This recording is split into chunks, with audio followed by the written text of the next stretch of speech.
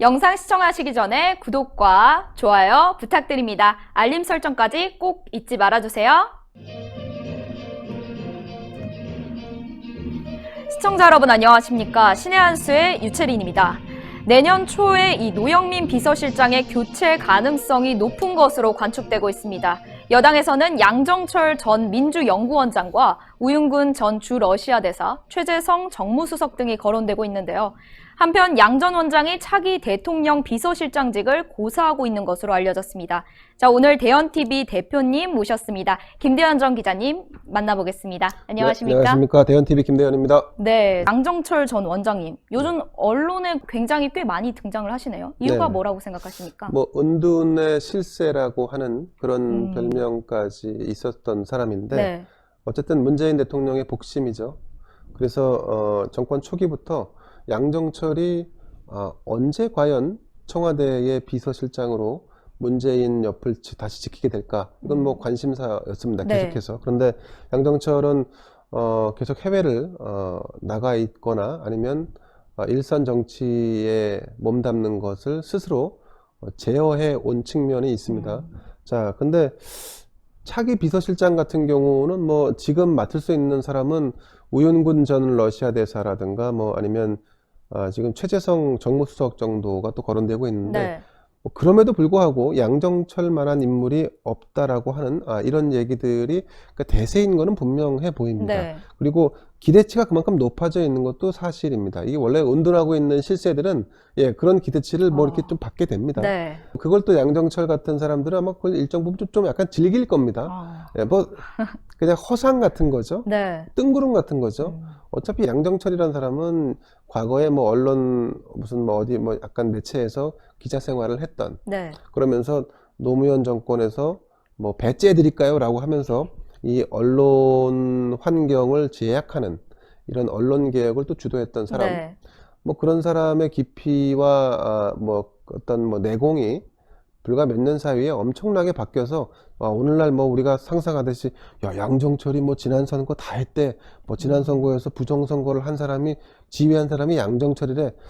저 솔직히 말씀드려서 그렇게 양정철을 대단한 사람으로 보지 않고 있기 때문에 네. 그 사람이 무슨 선거에서 큰 역할을 했을 거라고 아니면 우리가 다 상상하는 정말로 이런 대단한 전략을 짜서 했을 거라고 그렇게 믿고 있지는 않습니다. 하지만 문재인 대통령이라는 사람을 이 정치를 하게끔 끌어들여서 결국 이 문재인을 대통령으로 만드는 데 있어서 가장 큰 역할을 했던 사람은 양정철임에는 분명한 사실입니다. 네. 자, 양정철이 요즘 이제 이렇게 해서 청와대 비서실장을 할지 안 할지를 두고 본인은 안 한다고 얘기를 하고 있습니다만 이렇게 이제 언론에 거론되고 있는 상황인데 본인이 안 한다고 고사했다는 대목에 우리가 주목할 필요가 있습니다. 네. 문재인이 가장 신뢰할 수 있을 만한 아마 세 손가락 안에 꼽히는 사람 중에 한 명이면 분명한 사실인데 네. 왜 이 사람이 비서실장이라고 하는 중책, 대통령도 원할 것 같은 이런 자리를 굳이 고사할까? 다른 역할이 있다는 거죠.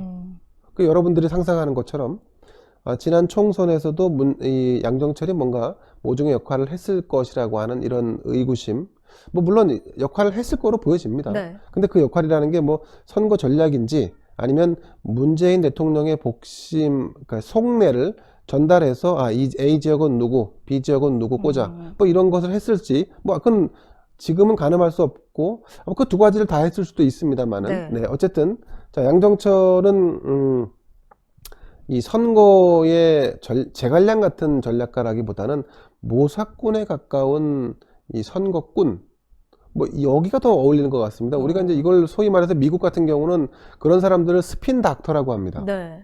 전략을 짜는데 이슈가 불거진 것을 방향을 돌려서 우리에게 유리한 걸로 국면을 전환하는데 뛰어난 능력을 발휘하는 수완을 발휘하는 사람을 스핀 닥터라고 얘기를 합니다. 네. 일종의 선거 전문가라고도 할 수 있겠죠.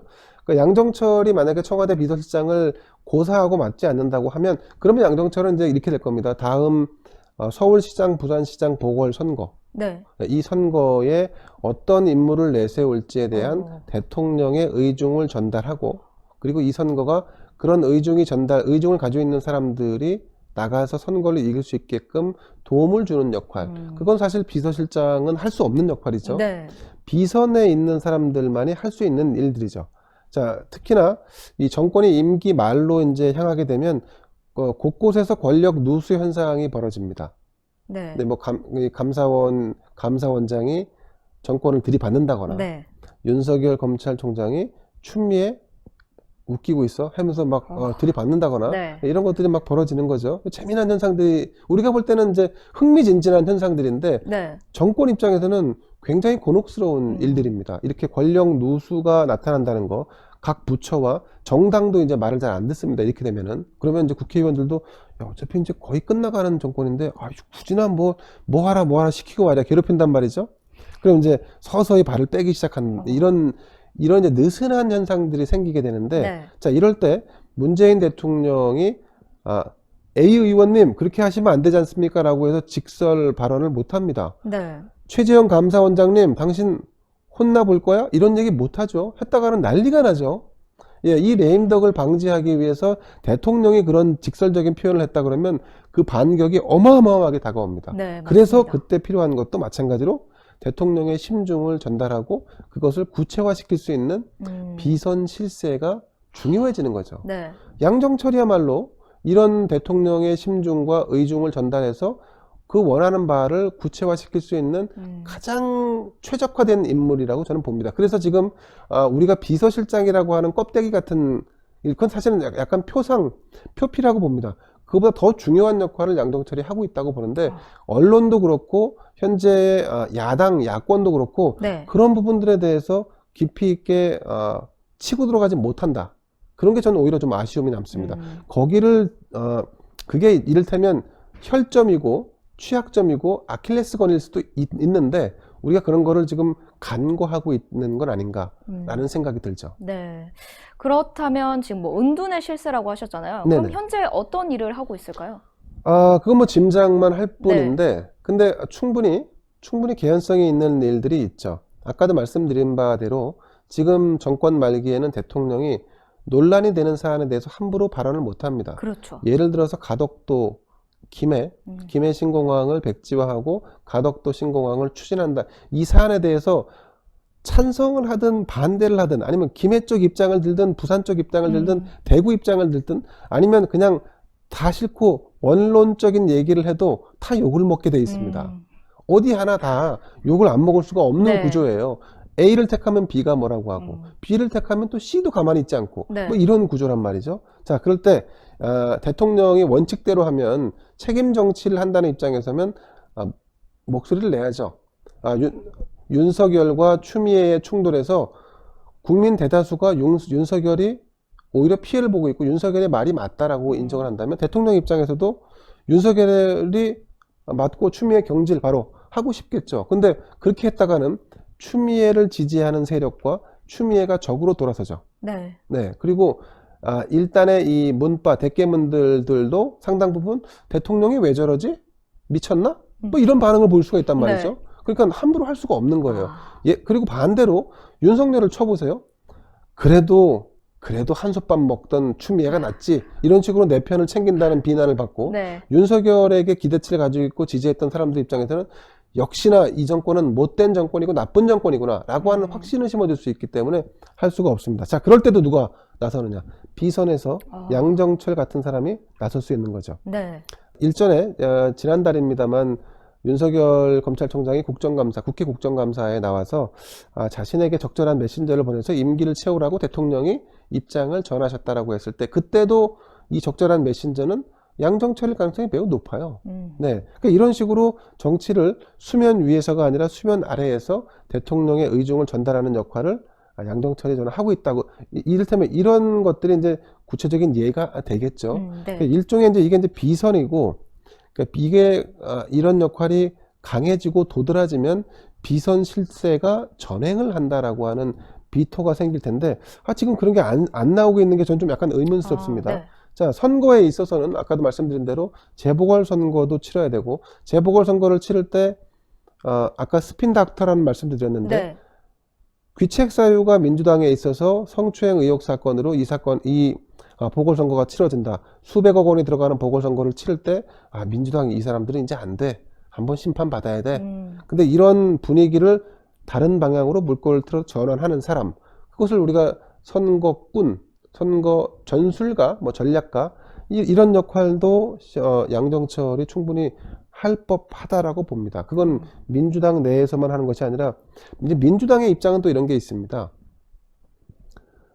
정권을 잡은 청와대, 문재인 대통령을 중심으로 한 청와대, 정부, 행정부, 그리고 민주당, 여기가 막 엄청나게 서로 소통하면서 주거니 받거니 하면서 할 것 같지만 실제로 잘 안 돼요.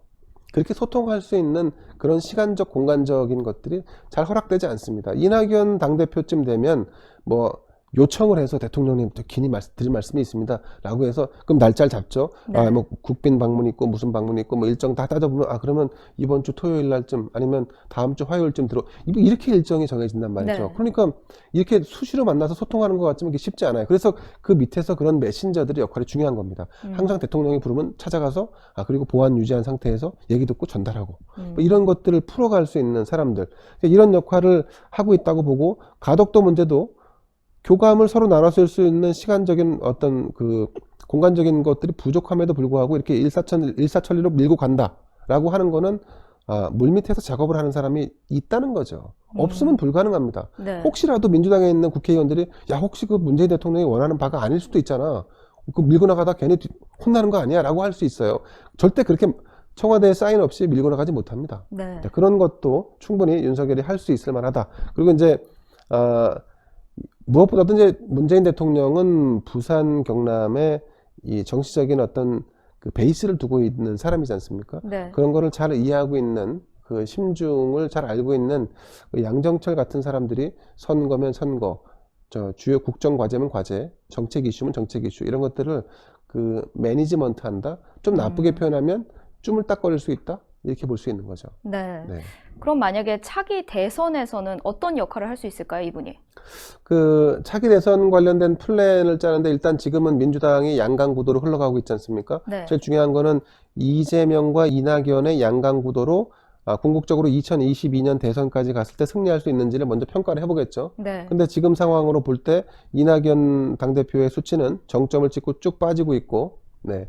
이재명 같은 경우는 지금 거의 주춤주춤 하고 있는 상태입니다. 네. 그러면 뭔가 새로운 동력이 필요하다라고 판단을 할 걸로 보이고, 새로운 동력을 집어넣을 때, 새로운 뉴페이스, 제3자를 집어넣을 때 이 역할은 대통령의 의중이 중요해요. 네. 대통령이 볼 때 이낙연, 이재명 말고 새로운 에너지를 불어넣을 수 있는 제3의 인물을 키우고 발굴해서 집어넣어라, 투입해라. 그러면 이 작업을 누가 할 수 있겠습니까?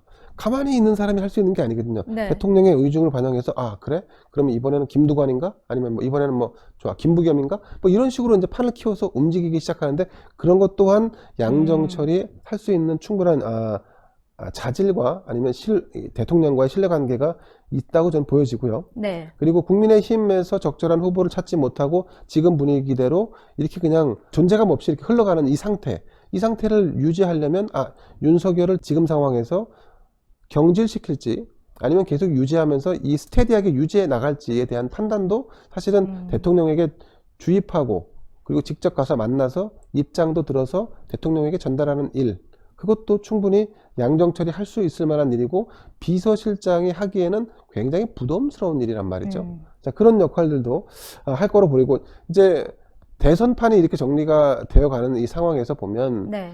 제일 중요한 게 민주당의 후보가 조금 더 역동성을 가지고 움직일 수 있는 그 에너지를 집어넣는 일, 국민의힘이라고 하는 야당, 국민의힘을 중심으로 한 야당 진영들이 지리멸렬한 상태를 계속 유지할 수 있는 이 조건, 네. 이 조건들을 만들어가고 매니지먼트 하는 데 있어서 이 검은 손, 이를테면 양정철 같은 사람들의 역할이 여기에 있지 않을까 하는 생각이 듭니다. 네. 네. 오늘 이렇게 양정철 전 원장에 대한 이야기를 많이 나눠봤는데 네. 아무래도 이렇게 얘기하기는 조금 부족한 면이 있어요. 조금 더 네. 많은 이야기를 이제 대현TV에서 만나볼 수 있지 않을까라는 생각이 듭니다. 네, 그렇습니다. 조금 더 한 말씀 더 드린다면, 국민의힘이 조금 양정철의 동선에 대한 이 관심을 좀 더 가질 필요가 있다는 생각이 듭니다. 네. 어쨌든 대통령이 특정한 사안, 이슈가 되는 사안에 대해서 입을 다물고 있다는 것은 아무것도 안 하고 있다는 것이 아니라 물밑에서 뭘 하고 있다라고 봐야 되고 그 네. 역할을 양정철이 하고 있을 가능성이 있기 때문에 주시할 필요가 있고, 그리고 지금 이제 김종인 비대위원장 같은 경우는 현 정권의 부동산 정책을 비판하기 위해서 건설 현장, 모델하우스가 있는 곳을 방문하려고 했다가 2개의 건설업체로부터 퇴짜를 받았다고 합니다. 네.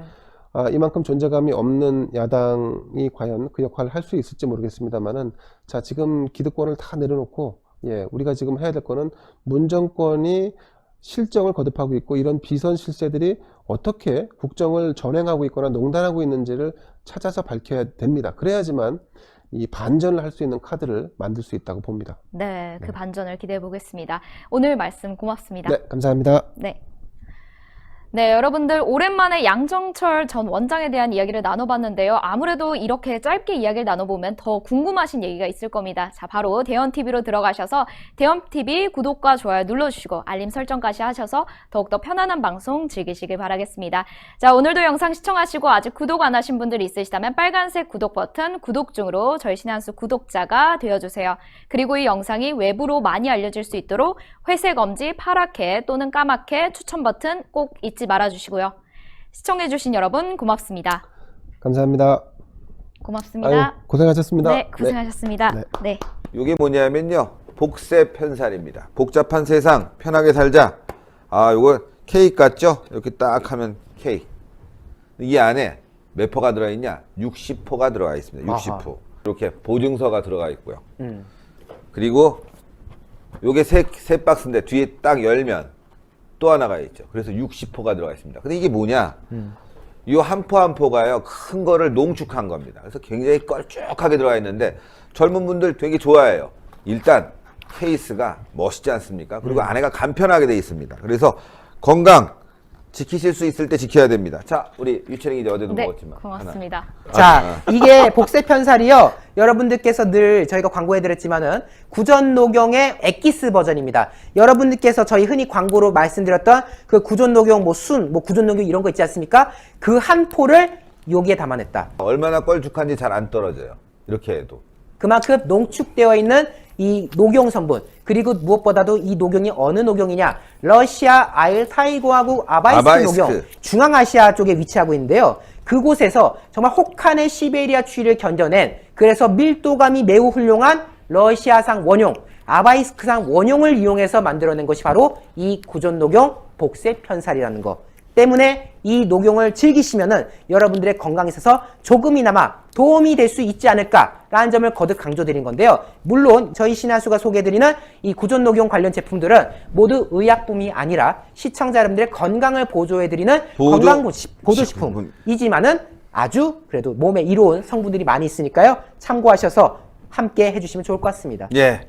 자, 농축된 액을 드시는데요. 원래 가격이 28만 8천 원입니다. 근데 30%를 딱 쳐갖고 말이죠. 가격이 얼마냐? 19만 8천 원인데 010-9798-8811 9798-8811로 지금 문자 주시면은 주문을 받을 수가 있습니다.